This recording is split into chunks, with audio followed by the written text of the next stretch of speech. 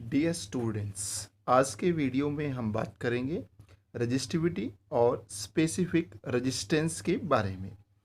जैसा कि हम पिछले वीडियो में ये देख चुके हैं कि जो रेजिस्टेंस होता है वो डायरेक्टली प्रोपोर्शनल होता है लेंथ के साथ में, इन्वर्सली प्रोपोर्शनल होता है एरिया ऑफ क्रॉस सेक्शन के साथ में। हमारे पास यहाँ पर एक ये कंडक्टर है और इस कंडक्टर की जो लेंथ है वो L है और A इसका एरिया ऑफ क्रॉस सेक्शन है। और ये हमें पता है कि जो रेजिस्टेंस होता है वो लेंथ के साथ में डायरेक्टली डिपेंड करता है और एरिया ऑफ क्रॉस सेक्शन के साथ में इन्वर्सली प्रोपोर्शनल होता है। लास्ट वीडियो में मैं आपको ये बता चुका हूँ कि अगर किसी भी कंडक्टर की लेंथ इंक्रीज होती है तो उसका रेजिस्टेंस भी क्या होगा, वो इंक्रीज होता है। अगर एरिया ऑफ क्रॉस सेक्शन उसका इंक्रीज होता है तो रेजिस्टेंस हमारा क्या होगा, डिक्रीज होगा। ये हम लास्ट वीडियो में देख चुके हैं। From the relation first and second, we can write that resistance is directly proportional to L by A. Here L is the length of the conductor and A is the area of cross section. When this proportionality sign is removed, यहाँ पर हमारे पास एक constant term आएगी and it is called rho. इसको हम क्या बोलेंगे, रो बोलेंगे। और ये होता क्या है, दिस इज द रजिस्टिविटी और या specific resistance of the material. यानी कि हमारे पास में अब फॉर्मूला क्या बना रेजिस्टेंस का, R is equals to rho L by A। Rho क्या है यहाँ पे हमारे पास, ये जो सिंबल आपको नजर आ रहा है दिस इज द रो, इसको रीड करेंगे रो, और इट इज रजिस्टिविटी और या specific resistance of the material. Rho is equals to RA by L। अब हम यहाँ से इस रिलेशन से क्या करेंगे, जो रजिस्टिविटी है हमारी या जो स्पेसिफिक रेजिस्टेंस है हमारा, उसको क्या करेंगे हम लोग डिफाइन करेंगे। When area A equals to 1 metre square, suppose कीजिएगा ये हमारे पास जो कंडक्टर ये एक रॉड है हमारे पास में। अब हमने माना कि यहाँ पे जो इसका एरिया है वो 1 मीटर स्क्वायर है, लेंथ है इसकी वो 1 मीटर है। ये एक कंडक्टर है और इसका area, these are the special conditions. देखिए बहुत सारे स्टूडेंट्स को इसमें डाउट होता है कि स्पेसिफिक रेजिस्टेंस या रेजिस्टिविटी होती क्या है। देखिए स्पेसिफिक यानी कि जहाँ पर भी स्पेसिफिक वर्ड यूज किया जा रहा है किसी के साथ में, तो it means there is unit, everything is in unit. यानी कि जो भी हम लेके चल रहे हैं वो किस में, हमारा यूनिट में लेके चल रहे हैं, यानी कि 1। तो यहाँ पर एरिया हमारा 1 मीटर स्क्वायर, लेंथ हमारी 1 मीटर। तो यहाँ से जब हमने इन वैल्यूज़ को इस रिलेशन में पुट अप किया तो हमारी जो रजिस्टिविटी निकल के आई वो किसके इक्वल निकल के आती है, वो रेजिस्टेंस के इक्वल निकल के आती है। So from this we can easily define the resistivity. Resistivity और या specific resistance of a substance is equal to the resistance. देखिए रजिस्टिविटी और ये specific resistance, it is equal to the resistance. Try to understand what I say. यहाँ पर जो specific resistance है, resistivity है, वो किसके इक्वल है, रेजिस्टेंस के ही इक्वल है। यानी कि जो स्पेसिफिक रेजिस्टेंस या रेजिस्टिविटी जो होती है वो रेजिस्टेंस ही होता है, but there is some conditions, there is some special conditions and these special conditions are that when area A is equals to 1 meter square and length is equals to 1 meter, then the resistance offered by that conductor or your rod is equals to resistivity. Resistivity or a specific resistance of a substance is equal to the resistance, किसके equal होगा, resistance के equal होगा when area of rod is 1 metre square. यानी कि जब उसका area है rod का वो कितना हो, 1 मीटर स्क्वायर हो, और उसकी जो लेंथ है वो क्या होगी, 1 मीटर हो। ध्यान रखिएगा इस चीज़ के बारे में, जो स्पेसिफिक रेजिस्टेंस या रेजिस्टिविटी होती है वो रेजिस्टेंस ही होता है, but there is some special conditions and these special conditions are that area 1 metre square होना चाहिए और लेंथ क्या है, 1 मीटर होगी। तो जो रेजिस्टेंस ऑफर किया जाएगा किसी भी कंडक्टर के द्वारा वो कितना होगा आपका, वो रेजिस्टिविटी के ही इक्वल होगा। इसके बाद हम बात करेंगे यूनिट ऑफ रेजिस्टिविटी, कि रेजिस्टिविटी की यूनिट क्या होती है। देखिए unit of resistivity is equals to होगी unit of resistance multiply by unit of area upon में यूनिट ऑफ लेंथ। रेजिस्टेंस की यूनिट क्या होती है, ये लास्ट वीडियो में आप लोगों को पता है। Unit of resistance is ohm, unit of area is metre square and unit of length is metre. तो यहां से यूनिट ऑफ रेजिस्टिविटी क्या निकल के आएगी हमारी, ohm metre one. So the unit of resistivity is ohm metre, symbol ohm metre, this is the symbol for unit of resistivity.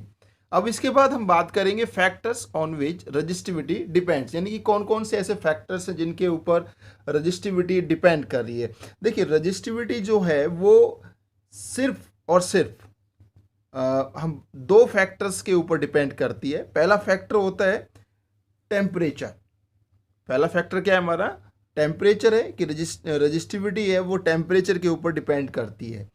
With the increase of temperature resistivity increases for metals and with decrease of temperature it decreases, यानी कि जो resistivity है metals के लिए जैसे जैसे temperature बढ़ेगा, ये भी बात करेंगे हम लोग इस चीज़ के बारे में भी कि क्यों बढ़ रही है रेजिस्टिविटी, कि जैसे जैसे टेम्परेचर बढ़ेगा रेजिस्टिविटी क्या होगी, इंक्रीज होगी, और जैसे जैसे टेम्परेचर अगर डिक्रीज होता है तो भी रेजिस्टिविटी क्या होगी, डिक्रीज होगी। लेकिन इससे पहले एक इंपॉर्टेंट नोट है, उसको रीड कर लेते हैं। Resistivity does not depend upon the length. देखिए हम लोग अब ये सोच रहे हैं यहाँ पे कि जो रेजिस्टेंस है वो लेंथ और एरिया ऑफ क्रॉस सेक्शन के ऊपर डिपेंड करता है, और हमने अभी कहा कि जो रेजिस्टिविटी है वो रेजिस्टेंस ही है। तो जब रेजिस्टेंस लेंथ और एरिया ऑफ क्रॉस सेक्शन पे डिपेंड कर रहा है तो रेजिस्टिविटी क्यों नहीं कर रही, there is a reason. Reason क्या है यहाँ पे कि अभी मैंने जब आपको स्टार्टिंग में करवाया तो मैंने आपको बताया कि जो रेजिस्टिविटी है या स्पेसिफिक रेजिस्टेंस है, here length and area is constant and it is equals to 1। So resistivity does not depend upon the length and area. I think आप all of you understand what I say. इसके बाद में अब हम लोग सोच रहे हैं कि चलो ठीक है, रेजिस्टेंस है वो टेम्परेचर के ऊपर डिपेंड कर रहा है, रेजिस्टिविटी भी कर रही है, लेकिन लेंथ और एरिया के ऊपर नहीं कर रही थी, तो टेम्परेचर के ऊपर भी नहीं करना चाहिए। तो टेम्परेचर के ऊपर डिपेंड क्यों कर रही है, तो इसके पीछे का भी रीजन है। देखिए हमारे पास में जो कंडक्टर है, जो रॉड हमने लेके चले हैं वो 1 मीटर लॉन्ग है। 1 मीटर लॉन्ग जो रॉड हम लोग लेके चल रहे हैं उसके अंदर जो एटम्स हैं, चाहे वो इलेक्ट्रॉन्स हैं, जो भी प्रेजेंट है उसके अंदर, तो जैसे जैसे टेम्परेचर राइज होगा, तो टेम्परेचर राइज होने के कारण जो थर्मल एनर्जी के कारण जो पार्टिकल्स हैं या जो एटम्स हैं, जो आयंस हैं, जो भी उसके अंदर प्रेजेंट हैं, वो क्या करेंगे, there is the vibrations produce. और जो वाइब्रेशंस प्रोड्यूस होंगी उससे क्या करेंगे, पार्टिकल्स जो होंगे वो एक दूसरे के साथ बहुत तेज गति के साथ में क्या करेंगे, एक दूसरे से कोलाइड करेंगे, कोलिजन होगा आपस में। और उस कोलिजन के कारण क्या होगा, जो रिलैक्सेशन टाइम का मतलब क्या है यहाँ पे, रिलैक्सेशन टाइम का मतलब यहाँ पे ये है कि जो जैसे हमारे पास सपोज कीजिएगा कि ये दो इलेक्ट्रॉन है, एक इलेक्ट्रॉन ये है, एक इलेक्ट्रॉन ये है, ये एक एटम के अंदर प्रेजेंट है, इनके बीच में कोलिजन हुआ। पहला जब हमने इसका टेम्परेचर बढ़ाया नहीं, इंक्रीज नहीं किया, तो यहाँ पे टाइम लग रहा था 2 सेकंड का टाइम।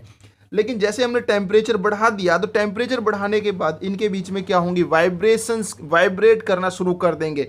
और जो रिलैक्सेशन टाइम यानी कि जो कोलिजन का टाइम है, यानी कि जितने टाइम के दौरान वो एक दूसरे से कोलाइड कर रहे हैं, वो टाइम क्या हो जाएगा यहाँ पे, वो कम हो जाएगा। और वो टाइम कम होने के कारण एक तरीके से जो कोलिजन बहुत फास्टली इंक्रीज होंगे और बहुत ज़्यादा हम कह सकते हैं बहुत कम टाइम वो कोलिजन होने में लगेगा। तो इसीलिए जो रेजिस्टिविटी है वो टेम्परेचर के साथ में इंक्रीज होगी, और जब टेम्परेचर डिक्रीज होगा तो रेजिस्टिविटी भी क्या होगी, डिक्रीज होगी। I think all of you understand that why resistivity depends upon temperature and not depend upon the area of cross section and the length of the conductor. इसके बाद हम बात करते हैं डिफरेंस टेम्परेचर। देखिए यहाँ पर जो हमारे पास में जो रेजिस्टिविटी है वो एक फैक्टर के ऊपर और डिपेंड करती है, नेचर ऑफ द मटेरियल, कि जो भी कंडक्टर है वो किस मटेरियल का बना हुआ है। ये ध्यान रखिएगा, फॉर डिफरेंट मटेरियल जो रेजिस्टिविटी है डिफरेंट मटेरियल के लिए डिफरेंट होती है। अलग अलग मटेरियल की रेजिस्टिविटी की वैल्यू फिक्स है।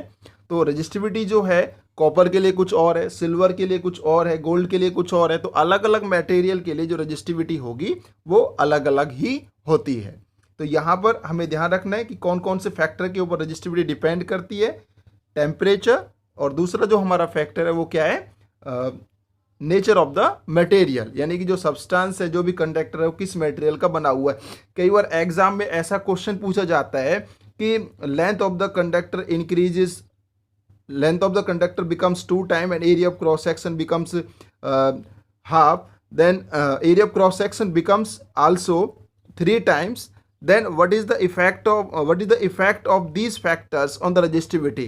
तो यहाँ पर आपको ध्यान रखना है कि लेंथ इंक्रीज हो या डिक्रीज हो, एरिया डिक्रीज हो या इंक्रीज हो, रजिस्टिविटी के ऊपर कोई फर्क नहीं पड़ेगा। यहाँ पे रजिस्टिविटी जो होगी मटेरियल की वो क्या होगी हमारी, वो कांस्टेंट होगी। Difference between resistance and specific resistance, देखिए हम यहाँ पर अब डिफरेंस के बारे में बात कर लेते हैं कि रेजिस्टेंस और स्पेसिफिक रेजिस्टेंस के बीच में क्या डिफरेंस होता है। इट इज रेजिस्टेंस जो होता है, it is the opposition to the flow of electric current. देखिए रेजिस्टेंस किसी भी डिवाइस का, किसी भी कंडक्टर का या किसी भी सब्सटेंस का वो एक अपोजिशन होता है to the flow of electric current and which can be measure. But specific resistance और या रजिस्टिविटी जो होती है, it is the characteristics property, ये करेक्टरिस्टिक्स प्रॉपर्टी है which resist the amount of electric current flow. ये उसकी एक करेक्टरिस्टिक प्रॉपर्टी होती है जो क्या करती है, वो इलेक्ट्रिक करंट जो उसके अंदर, जितना अमाउंट ऑफ इलेक्ट्रिक करंट उसके अंदर फ्लो कर रहा है उसका क्या करती है, एक विरोध करने की एक उसकी प्रॉपर्टी होती है। रेजिस्टेंस जो होता है, it depends upon length, area and temperature and the physical conditions, यानी कि जो रेजिस्टेंस है वो लेंथ, एरिया और टेम्परेचर और फिजिकल जो कंडीशंस है उनके ऊपर डिपेंड करता है। बट जो रजिस्टिविटी है वो लेंथ, एरिया के ऊपर डिपेंड नहीं करती, वो सिर्फ और सिर्फ टेम्परेचर और नेचर ऑफ द मटेरियल के ऊपर ही डिपेंड करती है। इसके अलावा रेजिस्टेंस की यूनिट ओम होती है, स्पेसिफिक रेजिस्टेंस की जो यूनिट होती है हमारी वो ओम मीटर होती है। तो dear students, I hope all of you understand what is resistivity and what is the difference between the resistivity and the resistance.